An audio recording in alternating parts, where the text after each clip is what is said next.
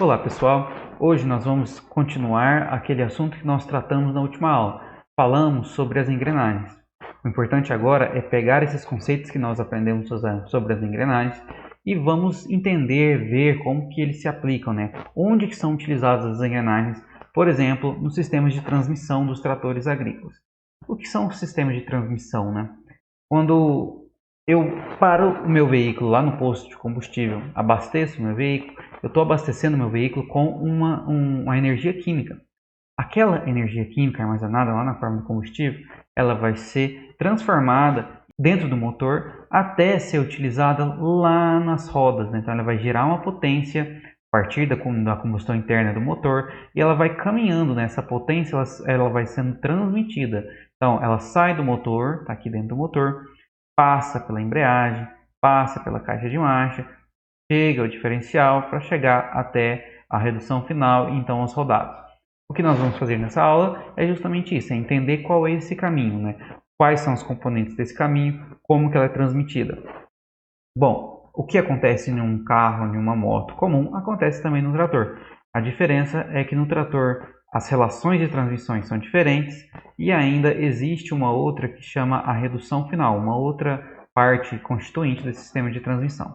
Então vamos entender, vamos ler aqui qual que é o conceito, né? Então o sistema de transmissão de tratores agrícolas é um conjunto de mecanismos responsáveis em transmitir a potência do motor ao rodado dos tratores ou veículos. Então vai pegar a potência que é gerada aqui dentro do motor, então aqui no motor, e vai levar até o rodado. Vai estar disponível então aqui para movimentar, para girar, para tracionar implementos ou máquinas agrícolas. E quais são as funções então? Transmitir potência gerada no trator às rodas, bom, que nós já falamos. A TDP, o que seria a TDP? Vocês falamos sobre, eu não sei se foi na última aula, mas em algumas das aulas anteriores, nós falamos que lá atrás do trator ele tem um eixo giratório. Esse eixo giratório é utilizado para acionar máquinas ou implementos agrícolas, sejam estacionadas ou não. Então, esse eixo giratório, a gente chama ele de tomada de potência ou tomada de força, alguns vão chamar também. Então vai adicionar bombas hidráulicas e outros mecanismos lá dentro do próprio trator. Transformar o torque e velocidade do motor em torque e velocidades necessárias a determinado trabalho. Olha, dentro do motor aqui vai gerar um torque e uma velocidade. Só que esse motor funcionando, ele não tem nenhuma utilidade para mim se ele não conseguir transmitir essa potência gerada, esse torque, essa velocidade, até os rodados do trator, né? Então, nesse caso, a imagem desse trator é um trator 4x2 TDA. O que é isso? Um trator que tem tração em duas rodas, mas ele tem tração dianteira auxiliar. Então, em alguns momentos, você pode acionar essa tração dianteira auxiliar e ele, então, passa a ser um trator com a tração nas quatro rodas. Essas classificações, não se preocupem que essas classificações são estudadas na matéria de motores e máquinas agrícolas.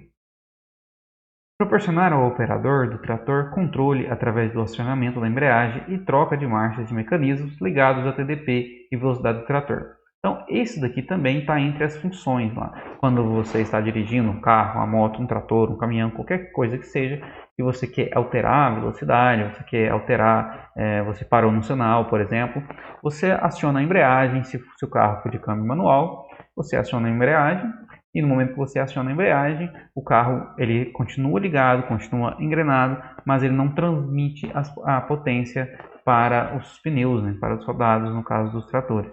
A embreagem ele é um componente que fica entre o motor, onde é gerado esse torque, a potência, e a caixa de marchas ou o câmbio, a caixa de transmissão. Então, essa caixa de marchas, né, cada operação agrícola vai ter uma velocidade mais adequada para ser executada. Aqui a gente diz que é o grande segredo do trator, né, que é o grande diferencial, né. Então, o trator, o motor em si do trator, ele não se difere tanto de um motor, por exemplo, de um caminhão ou outro motor a diesel. Existem alguns detalhes, por exemplo, nós vamos ver que os tratores têm maior reserva de torque, a gente vai estudar sobre isso, mas, em geral, a parte do motor, ela é uma parte parecida com outros motores a diesel. O que realmente diferencia um motor de um trator ou um trator inteiro é o seu sistema de transmissão. E é isso que diferencia, por exemplo, de uma marca para outra marca dos tratores. Então, o sistema de transmissão é aquilo que vai deixar o modelo de um trator mais caro ou mais barato. e é aquilo também que regula a velocidade. É comum, por exemplo, se nós estamos dirigindo um carro, uma moto ou qualquer outro veículo de passeio, se eu aciono um acelerador, é comum que em uma mesma marcha eu consigo atingir várias velocidades. No trator isso não acontece. No trator, quando eu aciono o acelerador ele não consegue variar tanto a velocidade de deslocamento linear do trator, assim como acontece em um carro de passeio. Então, se eu quero alterar a velocidade de uma forma mais bruscamente em um trator, por exemplo, eu preciso alterar a minha relação de transmissão. O que é isso? Basicamente, eu tenho que alterar a marcha. Então, a gente controla a velocidade do trator alterando suas marchas e não a sua rotação ou sua velocidade, assim como a sua aceleração, como nós fazemos em carros de passeio. Então, as engrenagens se combinam aos pares em diferentes relações e transmitem o movimento. Lembra lá que nós estudamos sobre os trens de engrenagens? Então, é o mesmo aqui. Aqui nós temos também várias engrenagens. Por exemplo, aqui que nós enxergamos dentro de um trator agrícola. E esse trator agrícola tem aqui um câmbio, uma embreagem e um motor. E aqui para trás os outros elementos que nós vamos ver em outros fotos mais detalhados. A correta seleção da marcha combina força com velocidade adequada. Então, olha, essa frase vai resumir um pouco do que a gente está dizendo. Quando aumenta a velocidade, diminui a força do trator. E quando diminui a velocidade, aumenta a força. Então, existem operações e operações que nós fazemos no campo. Algumas operações demandam a maiores velocidades e não necessitam de muita força. Por exemplo, tracionar uma carreta. Quando um trator está tracionando uma carreta, não necessita que ele tenha muita força. Mas quando ele está fazendo uma operação, por exemplo, de gradagem, aração, subsolagem, essas operações necessitam de maior potência, então necessitam de muita força do trator. Nesse caso, como que eu atinjo essas forças? Eu diminuo a minha velocidade. Então, em velocidades mais baixas, eu consigo atingir maior força. Então, operações que demandam grande potência, que demandam grande esforço tratório, elas são realizadas em menor velocidade, justamente porque é nessas menores velocidades que nós temos as maiores forças disponíveis. E aqui é um raio-x, que seria lá do interior do trator. Então, aqui são todas as partes do meu sistema de transmissão. Mas essa figura aqui, ela resume bastante qual é o caminho. Vamos passar por essa daqui, para que depois nós possamos detalhar um pouco mais sobre essa daqui. Motor. Aqui é onde tudo acontece, onde se inicia, onde gera a potência, onde gera o torque do motor. Então, gerei aqui, queimou o combustível. A partir do movimento lá interno da árvore de manivela, aqui no interior do motor, que não nos interessa muito agora, esse movimento é gerado um movimento circular. Esse movimento ele vai ser diretamente acoplado na embreagem. Após a embreagem, o próximo caminho que a gente tem no sistema de transmissão é a caixa de transmissão ou a caixa de câmbio. Depois da caixa, o próximo é o diferencial. O diferencial a gente falou já na aula passada, que seria aquele que permite que duas rodas, mesmo estando no mesmo eixo, elas consigam girar em velocidades ou rotações diferentes. Então, por exemplo, em uma curva eu consigo aumentar a rotação da roda externa e diminuir a rotação da roda interna à curva. Além disso, um grande diferencial que nós só encontramos nos tratores é justamente a redução final. Seria então essa redução final, ela é uma última relação de transmissão, últimas engrenagens aqui, antes de ser transmitido a rotação para o rodado, para que se consiga diminuir a rotação e, consequentemente, aumenta-se o torque. Então vamos fazer esse mesmo caminho que nós fizemos aqui, vamos olhar por essa figura. Aqui está lá o motor. Depois nós viemos aqui que são a primeira parte, que é a parte da embreagem. Aqui tem alguns outros componentes, se vocês quiserem pausem o vídeo e deem uma olhada com maiores detalhes, mas é que eles não nos interessam muito aqui na nossa disciplina. Mas temos aqui o volante, a coroa, o pinhão do motor de partida, mas enfim, para nós aqui interessamos a embreagem. Então é a primeira parte quando eu aciono o pedal da embreagem, esse é o pedal da embreagem. No momento que eu aciono o pedal da embreagem, eu puxo essa estrutura e ele desacopla do motor que está em movimento. Assim, no momento que isso acontece, toda a potência que está sendo gerada aqui e o torque que está sendo gerado aqui no motor, ela deixa de ser transmitido aqui para trás, para estruturas posteriores. Ou seja, eu cesso aqui, eu corto aqui, então o motor ele não transmite mais rotação para os outros elementos de transmissão. Se a gente continuar o nosso caminho aqui, nós vamos ver que aqui nós temos a caixa de transmissão, né, a caixa de câmbio ou a caixa de mudança de marchas, onde estão todas as marchas. A gente vai ver isso já mais em detalhes, assim como o diferencial e outras partes ao decorrer da nossa aula. E aqui, após passar pelo câmbio, pela caixa de marchas, eu vou chegar ao diferencial. Então, aqui seria a coroa do diferencial, o pinhão do diferencial e a coroa do diferencial. E aqui é onde sai para as rodas, né? Então, para a roda esquerda e para a roda direita, tanto as duas, elas vão ter essa, que é a última estrutura que a gente acha em tratores, que é a redução final. Então, a redução final vai ter mais uma relação de transmissão aqui, para poder diminuir a rotação e aumentar o torque. Vamos dar um exemplo bem prático, né? Quando todo mundo anda de bicicleta, todo mundo já andou, já aprendeu a andar de bicicleta uma vez. Bicicletas de marcha, né? Elas têm, a maioria delas pelo menos, elas têm as coroas na frente e as catracas atrás. E quando a gente quer subir um morro, se a gente colocar aquela marcha que a gente costuma falar que é a marcha mais pesada, né? A gente vai colocar a coroa maior na frente, a catraquinha bem pequenininha atrás, eu não vou conseguir subir o morro, porque ela é uma marcha de velocidade, né? Ela é uma marcha muito pesada. Só que se eu quero aumentar a minha capacidade, né, o meu potencial de subir esse morro, eu tenho que aumentar o torque que eu consigo gerar. Para aumentar esse torque que eu consigo gerar, o que eu faço? Eu altero a coroa, né, onde eu pedalo, né, ali a estrutura da frente, a coroa eu coloco ela bem pequenininha. Quando eu coloco ela bem pequenininha e lá atrás, lá na roda, eu coloco uma bem grandona, uma catraca bem grandona, eu tenho muito mais facilidade de subir, por exemplo, um obstáculo, um morro. Então, eu consigo aumentar o torque que eu estou gerando. Entretanto, dessa forma, eu não tenho velocidade. Então, eu sacrifico a velocidade para poder aumentar o torque. É a mesma coisa que acontece aqui. Aqui vai chegar em uma rotação alta, a coroa, aqui, o pinhão aqui do eixo é um pinhão menor, ele vai transmitir para uma coroa bem grande, que é essa coroa da redução final. E assim o que eu faço? Eu diminuo a rotação, mas eu aumento o torque. Então esse é o objetivo. Tratores a gente não quer que eles corram, a gente não quer velocidade. Nós queremos força, nós queremos utilizar a força disponível nesse trator e aumentar mais ainda possível a força que esse motor consegue transmitir para a gente poder tracionar implementos, máquinas em geral. Então, e a embreagem, né? Então, a embreagem ela vai promover ou interromper a transmissão do movimento do motor para a caixa de mudança de marchas, possibilitando o quê? O arranque do motor, ou seja, quando o motor está parado, carro, um trator, um caminhão, independente de qual seja, estamos parados, a inércia é muito grande. Então, para me romper essa inércia, eu tenho uma embreagem aqui, ó, que eu aciono o motor, mesmo com o motor, com o carro parado, por exemplo, com o trator parado, esse motor ele entra em funcionamento, mas a rotação que ele gera aqui nesse eixo, ela não é transmitida, porque eu estou com o pé acionado na embreagem.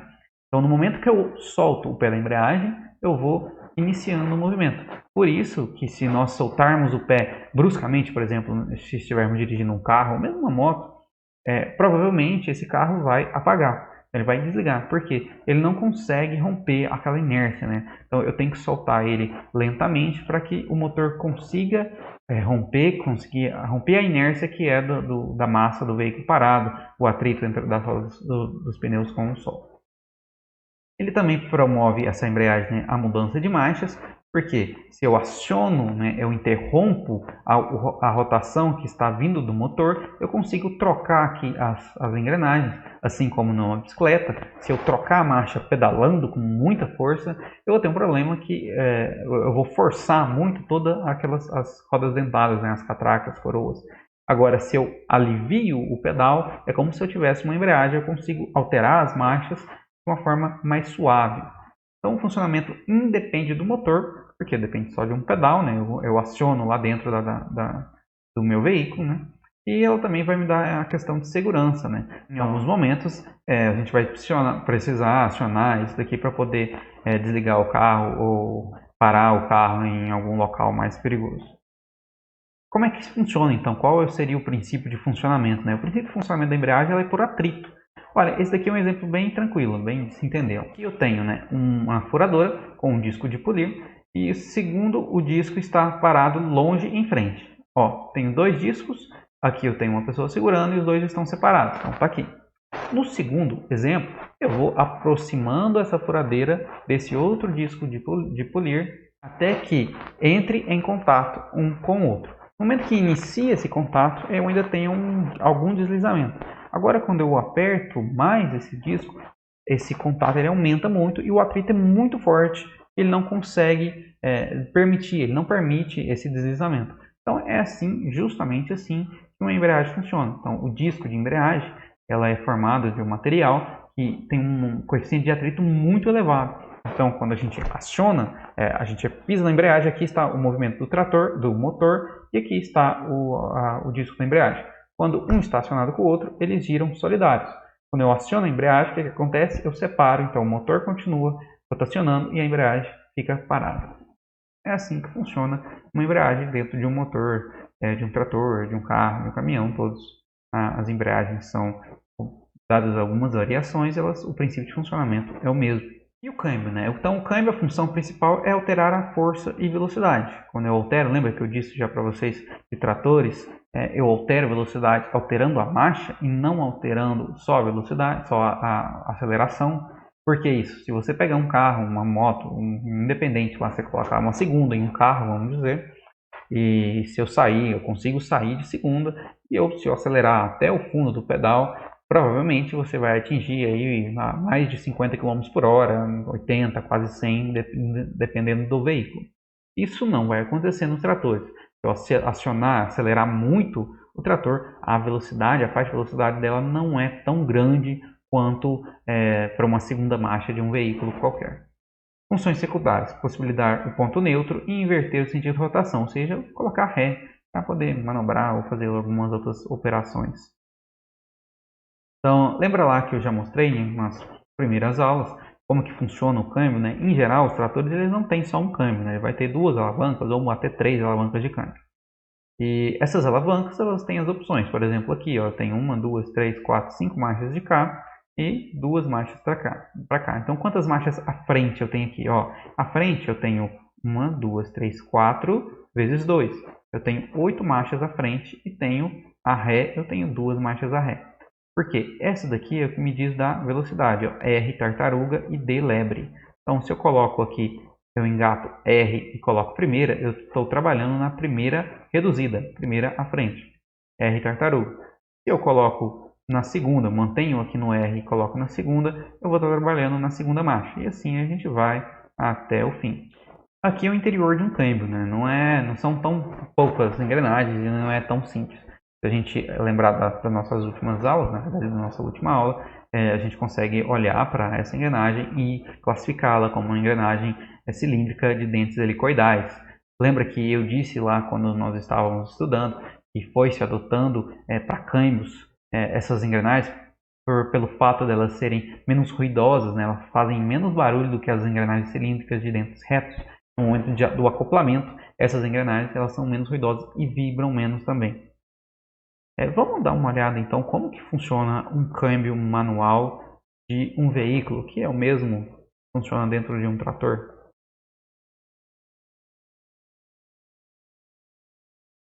Essa é a alavanca de câmbio, né? Está dizendo que 52% do mercado global é feito com esse tipo de câmbio. 5 velocidades mais uma a ré. Então, quando eu altero, que é a alavanca de câmbio, eu altero a relação de transmissão. Motor, câmbio, aqui o cardan e aqui o diferencial, para levar para as rodas, os rodados. Então, é assim que acontece lá dentro do veículo, né? Baixas velocidades, que eu preciso subir, romper um obstáculo. Eu preciso de mais torque do que velocidade. No caso em que eu não preciso de muito torque, eu vou ter alta velocidade.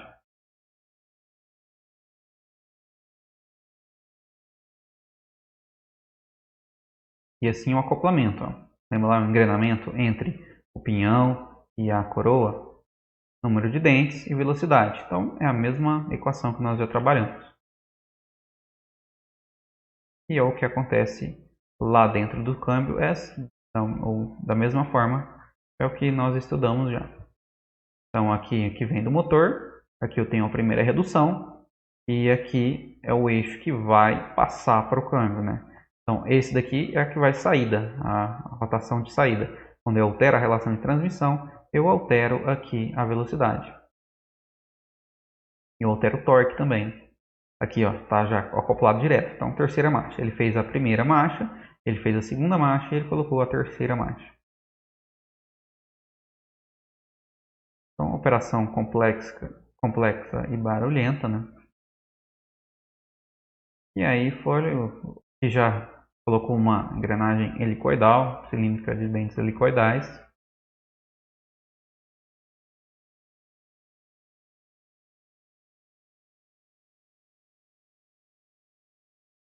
Alguns conectores para as formas, as variações que existem dos câmbios, né? Vão ser apresentadas, né? Velocidade de entrada, velocidade de saída. Então aqui a relação de transmissão. 2x2 da segunda marcha, 1x4 da terceira marcha. Então, se está quase o que está entrando está saindo. Aqui, o que está entrando está saindo. A quarta marcha seria a marcha mais rápida, então está acoplado aqui diretamente. Então, a relação de transmissão é 1, porque aquela que entra é a mesma que sai.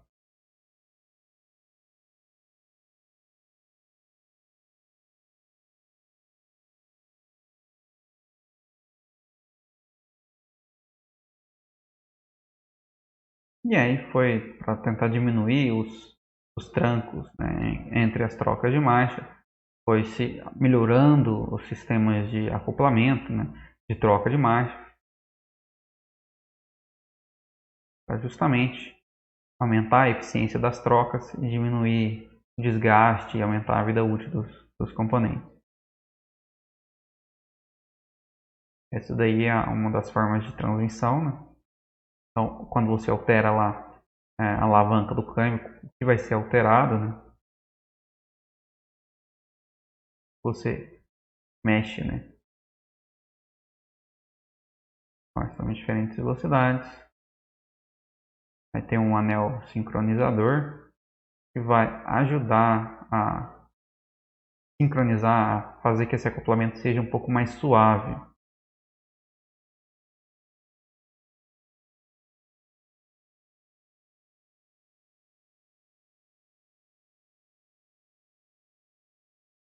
Então, quando ele empurra, ele freia um pouco a rotação dessa próxima, facilita acontecer um engrenamento.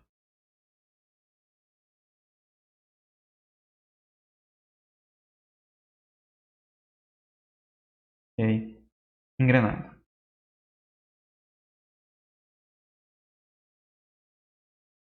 Então, diferentes modelos, diferentes marcas vão ter diferentes câmbios, diferentes sistemas de transmissão. Então, não é um único tipo de sistema, são vários os tipos, são vários os modelos de câmbios.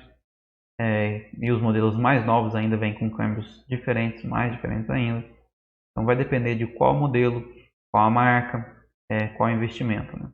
Olha aqui, quando ele coloca lá na alavanca do câmbio, ó, neutro, nada acoplado. Segunda, acoplou aqui. Primeira, acoplou. E aí ele vai colocar agora a ré também, que seria para reverter. Né?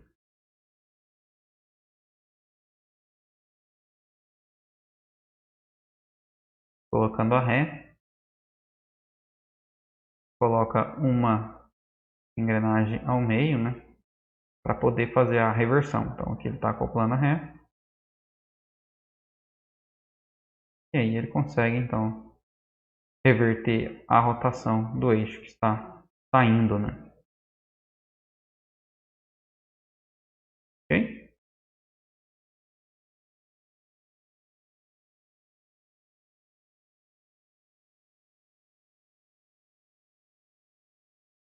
Então, aqui, ó, Primeira marcha, neutro, nada acoplado, vermelho, onde está o movimento. Segunda marcha, agora está passando por aqui. Neutro de novo. Neutro de novo. Ó. Vai alterar agora para a terceira marcha. O movimento está entrando aqui e está saindo aqui. Voltou para neutro. Quarta marcha, está entrando aqui e está passando por ali. E a ré, agora ele usa esse eixo auxiliar aqui. Ok? Então, essas são o princípio de funcionamento do câmbio. Então, aqui são todas as posições, né, do câmbio. Eu estou um pouquinho em cima aqui da ré, mas já deu para vocês verem no sistema anterior. E o diferencial, né? Onde então saímos ali da transmissão, motor, embreagem, sistema de transmissão, o câmbio, e agora viemos aqui para o diferencial. Chegamos no diferencial e lembra lá que eu mostrei para vocês esse vídeo lá, que era a forma como os chineses fizeram lá 2.600 anos atrás, para que quando eu girasse aqui, ela mantesse as duas rodas girando, mesmo e mantendo o bonequinho aqui em cima lá apontado para a mesma direção, ó. Ele está sempre apontado para a mesma direção. E aqui uma gira em rotações diferentes que a outra. Então, eu também mostrei isso para vocês na última aula, como que seria. E eu falei para vocês já que nos momentos de movimento retilíneo, as duas rodas elas giram na mesma direção, na mesma rotação. Só que quando eu estou em uma curva, a roda externa à curva ela vai girar em rotação superior à roda interna à curva.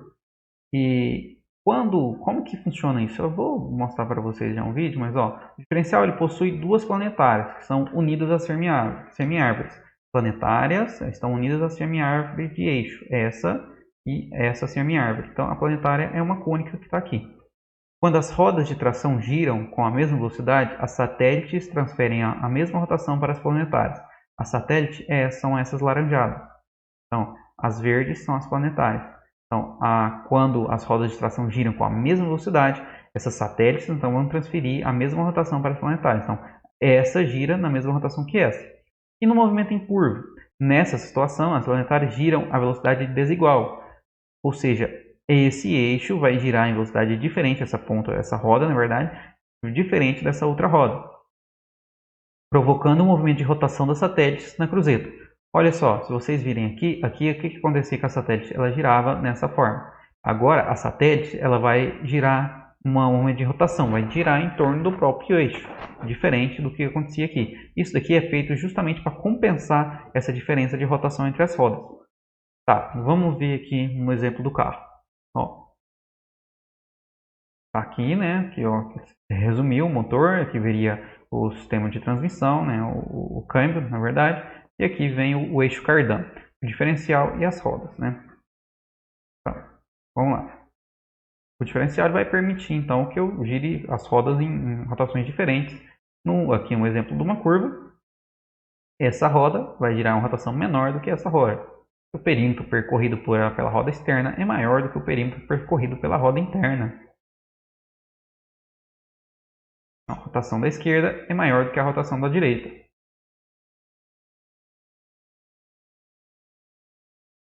Tá. Como que a gente resolve isso então? Se eu tivesse um eixo rígido, eu teria um problema. Poderia quebrar a ponta do eixo de lá. Abrindo o diferencial, nós descobrimos como funciona. Aqui então estão as planetárias. Essas são as cônicas planetárias. E aqui a gente tem as satélites.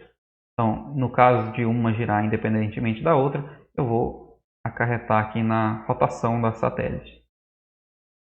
Ó.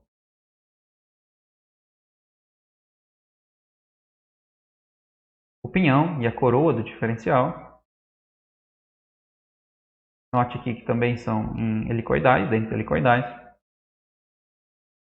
Então, a carcaça do diferencial, ela gira com a base que segura a satélite.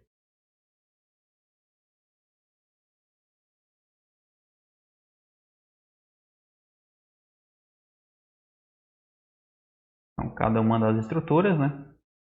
Então, aqui essas aqui são as planetárias.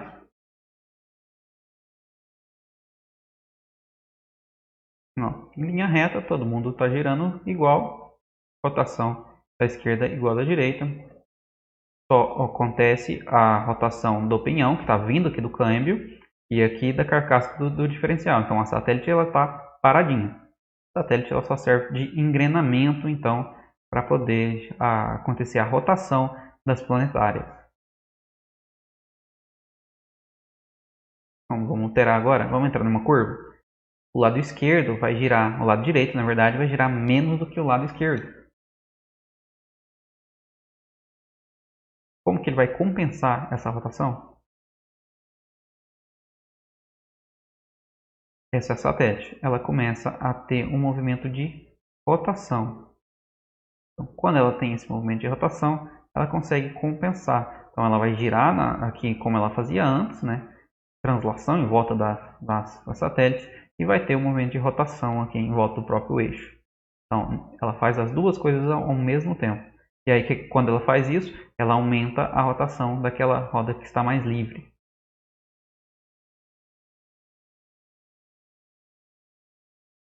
Ok? Diferente do que do exemplo anterior, onde ela não tinha esse movimento de rotação. E aí, quando ela altera essa rotação, por exemplo, se eu entro numa curva e eu travo a roda esquerda, por exemplo, a roda direita ela giraria 2 vezes mais rápido do que se fosse as duas rodas girando em uma linha reta na mesma velocidade. Então aqui ó, eu estou conseguindo compensar. Olha, note só que o lado esquerdo está girando em uma rotação e o lado direito em outra rotação. E colocando os dois, então, para ver isso em detalhe, eu consigo ver claramente aqui que o esquerdo gira em uma rotação maior do que o lado direito. E isso então impede que nas curvas eu quebre os eixos, né? Antigamente existia esse problema que quando não existia o diferencial, e aí quebrava-se as pontas de eixo, o pessoal falava.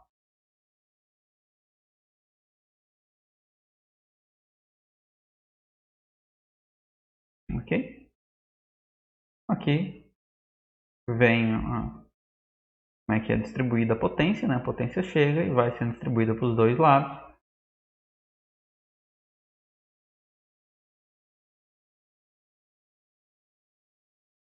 Em momentos de derrapagem, né? Por exemplo, que uma das rodas ela está rodando livremente, essa vai girar com maior rotação do que essa aqui. Então, lembra que eu dei até um exemplo de que alguns veículos existe o sistema de bloqueio do diferencial. Esse bloqueio do diferencial, ele vai trabalhar para impedir que essas rodas girem em rotações diferentes e romper esses movimentos, esses obstáculos. Só que ele só pode ser utilizado em linha reta.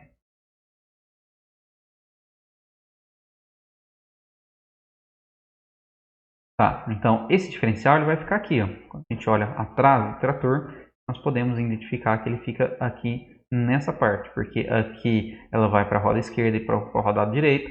Na última parte aqui que ele vai ter a redução final. Então, aqui no meio fica a TDP e aqui a barra de tração. Então, tomada de potência, aquele eixo giratório, que eu consigo aproveitar a potência ali para outros implementos, máquinas estacionárias ou não. E aqui a barra de tração é onde eu acoplo, por exemplo, uma carreta para poder tracioná-la.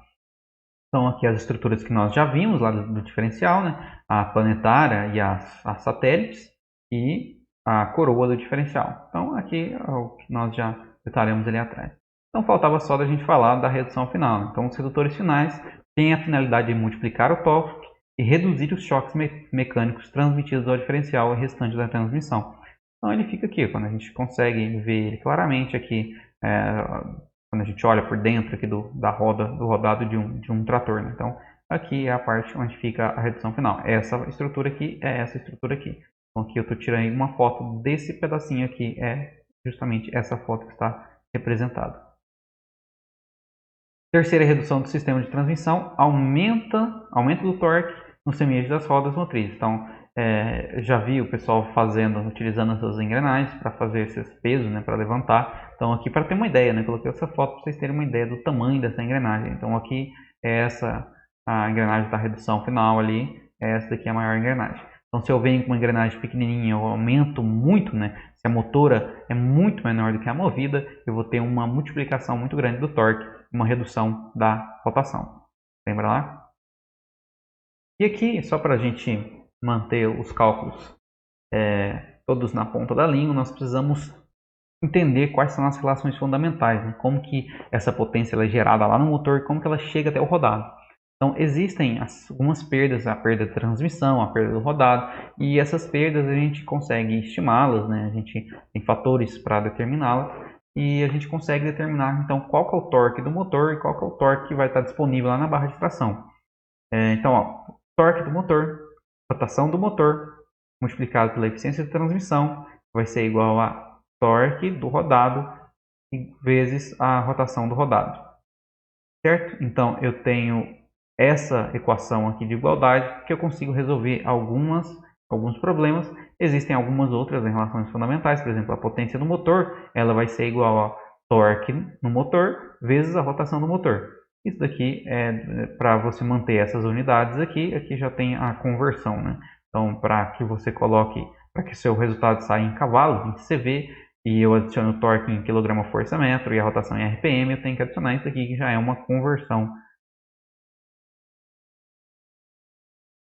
E a potência do rodado, ela vai ser igual então à potência do motor vezes a eficiência da transmissão. Faz sentido porque aquilo que vai chegar lá no rodado tem que passar pelo motor, onde que gera essa potência, e tem que ser transmitida pelo sistema de transmissão. Então, se a eficiência de transmissão for boa, eu vou chegar ali, se for 100%, tudo que é gerado lá no motor vai chegar no meu rodado.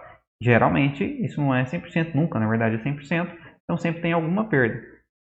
E a potência na barra de tração, aí eu já tenho a potência que chega no rodado e tem que ter a eficiência de tração do rodado. Então vai depender também da lado do rodado para ver se a barra de tração, se vocês lembrarem, é aquela que eu acabei de dizer, que é aquela que vai tracionar, onde eu acoplo as carretas ou alguns implementos que estão acoplados ali na barra de tração.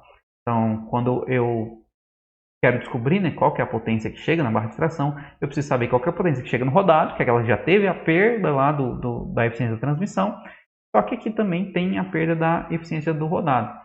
Então, a potência na barra de tração é fácil de eu tentar, se eu substituir nas equações anteriores, eu consigo determinar que ela é a potência do motor vezes a eficiência do rodado vezes a eficiência da transmissão. Ok? Por quê? Potência do motor vezes eficiência da transmissão é igual à potência do rodado. Potência do rodado vezes a eficiência do rodado é igual à potência da transmissão. Aqui, ó, potência do rodado vezes a eficiência do rodado. E a potência da barra de tração, então, a gente pega essas duas eficiências e a gente junta elas e fala que é o rendimento de tração. Então, é a potência do motor vezes o rendimento de tração. O que eu fiz aqui? O que foi feito? Foi falar que NT, esse rendimento de tração, é igual a ER vezes ET. Só foi feito isso. Então, aqui, todas as equações reunidas, essas equações elas vão ser necessárias para que se faça o exercício. Os exercícios, em geral, são bem simples, né? Nós vamos utilizar aqueles mesmos cálculos que foram vistos na aula anterior, os cálculos de relação de transmissão, para que determine quais são a velocidade que está sendo transmitida, ou o torque transmitido. Lembra lá, se eu tenho uma engrenagem pequena e eu acoplo ela numa engrenagem muito grande, a pinhão e a coroa, o pinhão bem pequenininho, que é a movida, nesse caso vai ser a movida, e a coroa é a motora, a quantidade de vezes que a coroa é maior do que o pinhão é a quantidade de vezes que o torque vai ser multiplicado e a quantidade de vezes que a rotação vai ser diminuída. Okay? Então, qual a rotação em RPM das rodas motrizes de um trator andando em linha reta, sabendo-se que a rotação do pinhão na entrada do diferencial é de 640 RPM? Está entrando no diferencial. O número de dentes do pinhão e coroa é 14 e 56. Ou seja, o pinhão, aquele que vem lá do câmbio, ele tem 14 dentes. E a coroa, que é onde o primeiro, logo após que sai dentro do diferencial, né, onde que a potência é transmitida do pinhão para a coroa do diferencial, ela tem 56. Então aqui eu já tenho uma redução da rotação. Olha, porque a movida é maior do que a motora, eu tenho uma redução da rotação e um aumento do torque. Então, respectivamente, a redução final tem relação de rotação de 4,8. Ou seja, a rotação que chega ela é diminuída 4,8 vezes. Para isso, o torque é aumentado 4,8 vezes. Então, eu vou passar para vocês aqui a resposta. A resposta é 33,3 RPM. Peço que vocês façam. Na verdade, essa atividade vai estar disponível também para vocês entregarem. Outro exercício. Um trator que tem o seu motor girando a 1.800 RPM está operando em quinta marcha, primeira simples, e tem relação de redução de 5,2 por 1. Então, isso aqui é lá no câmbio. Então, está chegando uma rotação, ela está sendo diminuída em 5,2 vezes.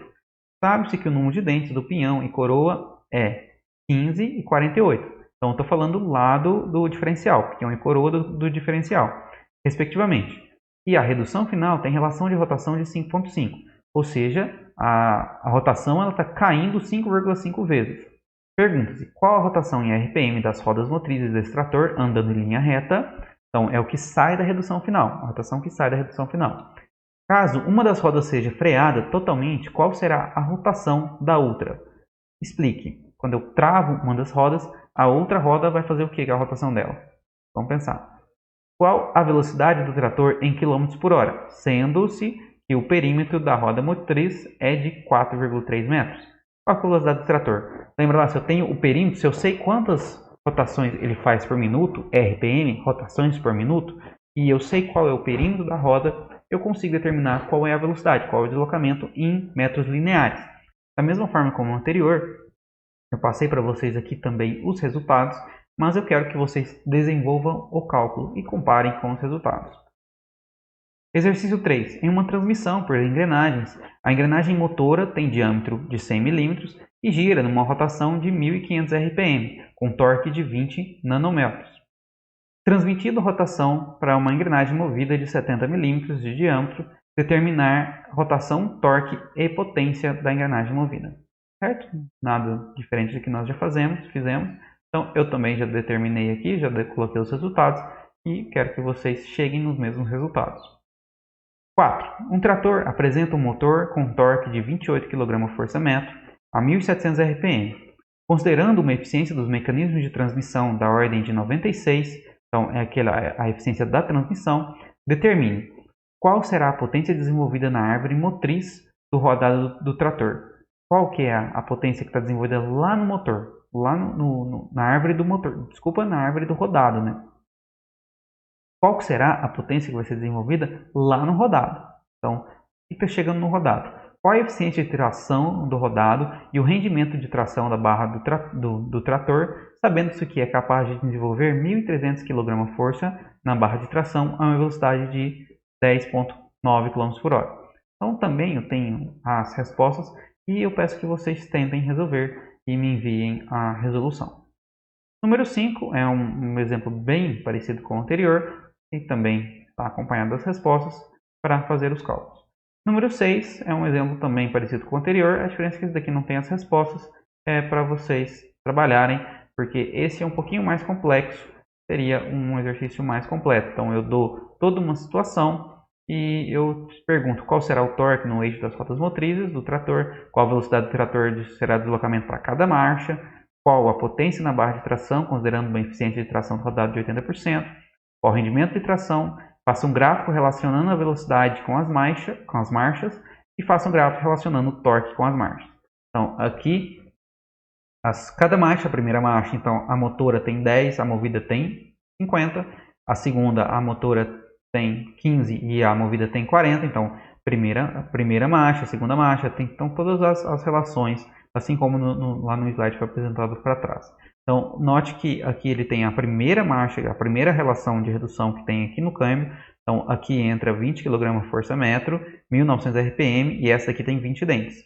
E essa daqui tem 30 dentes. Se não levar em consideração essa primeira redução aqui, não vai ter sucesso nas próximas marchas. Porque essa daqui é a da quarta marcha, direto. Então, a quarta marcha, ela acopla aqui diretamente. Ré, 10 e 20. Diferencial 15 e 48, então 15 tem um pinhão do diferencial e 48 tem a coroa. E redução final, ali a primeira tem 12 e a segunda tem 62. Se eu quero saber qual é a velocidade de deslocamento do trator também, eu preciso saber qual que é o perímetro da roda, lembra lá? Então, perímetro da roda, eu passei para vocês a medida do pneu. É um pneu 665 R28. 600 significa a largura do pneu, então ele tem 600 milímetros de largura. Essa é a medida de largura. 65 significa que a altura do pneu equivale a 65% da largura. Então, 65% de 600 equivale à altura do pneu em milímetros. E aqui são 28 polegadas, que seria o diâmetro da roda. Então, eu tenho o diâmetro da roda de 28 e eu tenho a altura do pneu. Então, eu consigo determinar qual é o raio dessa roda. Determinando qual que é o raio, 2πr, eu determino qual que é o perímetro. Ok? A gente finaliza a aula de hoje por aqui. E espero que vocês tenham aprendido uma coisa nova. E qualquer coisa, estou à disposição. Até!